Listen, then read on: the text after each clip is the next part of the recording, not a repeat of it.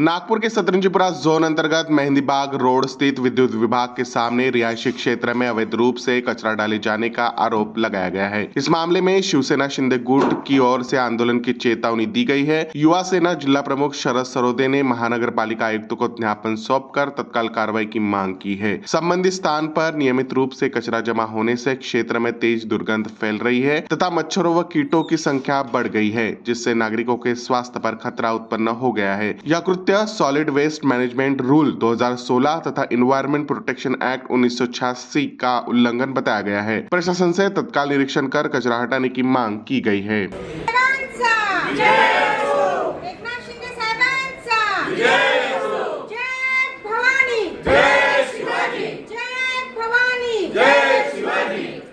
नाही, नक्कीच आमची युवा सेनेचे जिल्हा प्रमुख शरद भाऊ सरोदे यांच्या नेतृत्वामध्ये आम्ही इथले जे सतरंजीपुरा झोन आयुक्त आहे हरीश राऊत साहेब यांना ज्या कचऱ्याच्या संबंधित आम्ही निवेदन देण्याकरता आलेलो होतो आणि एकदम गंभीर प्रश्न आहे की तिथे जिथे कचरा डंपिंग केला जातो तिथे एक शौचालय सुद्धा आहे आणि सार्वजनिक शौचालय हे महिलांसाठी आणि तिथल्या विद्यार्थ्यांसाठी तिथे 200 मीटरवर शाळा सुद्धा आहे। तर विद्यार्थी आणि महिला तिथे जात असतील तर ती परिस्थिती भयानक आहे।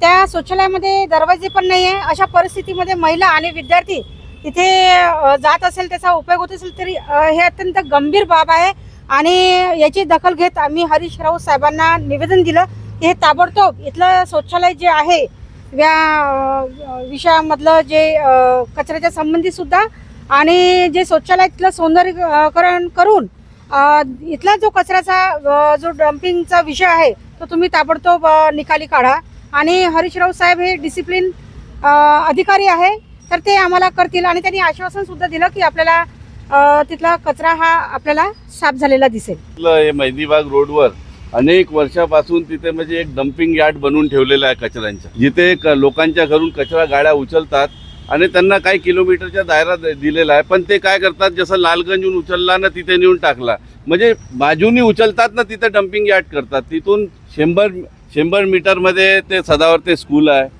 तिथे शाळा आहे, तिथे मंदिर आहे, लोकांचे रहिवासी घर आहे, तिथे दुकानं आहे, म्हणजे अशा प्रकारे यांनी घोड केलेला महानगरपालिकांनी आणि BVGनी। तर तेच साहेबांच्या आम्ही लक्षात आणून दिलं आणि त्यांना सांगितलं की अगर तुम्ही हे कारवाई नाही केली लवकरात लवकर तर त्यांनी आमच्यासमोर इन्स्ट्रक्शन दिलं साहेब दुसऱ्यांना अधिकाऱ्यांना का उद्याला तिथे कचरा जमू द्यायचा नाही।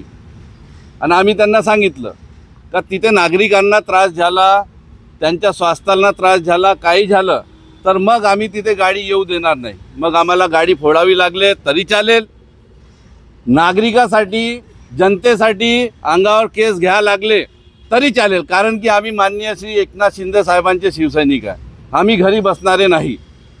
जिथे नागरिकांना त्रास झाला, पब्लिकला त्रास झाला तिथे आम्ही उभे राहणार। तर त्यांना आम्ही इंटिमेशन दिलं 24 तासाच्या अंतर त्यांनी अगर तिथलं बंद नाही केलं ते कचरा डंपिंग यार्ड, त्यांना आम्ही नियम पण सांगितले। भारत सरकारने 2016 मध्ये नियम काढलेला होता की रहिवासी क्षेत्रामध्ये तुम्ही डंपिंग कचरा करू शकत नाही। त्यांना राऊत साहेबांना तोच आम्ही प्रश्न विचारला, तुम्ही जे नियम राहतात त्यांना तुम्ही मानतात की नाही मानत? त्यांनी कबूल केलं, त्यांनी कबूली केलं की हे चुकीचं आहे, तिथे कचरा घर राहणार नाही आणि तिथे जे शौचालय आहे त्या शौचालयाला एक दार पण नाही आणि कचऱ्याच्या गाड्या तिथं राहतात तर तिथे शौचालयामध्ये जाणार कोण? ते जनतेसाठी केलं की ते BVGच्या ड्रायव्हरसाठी केलं, हा पण प्रश्न निर्माण केलेला होता।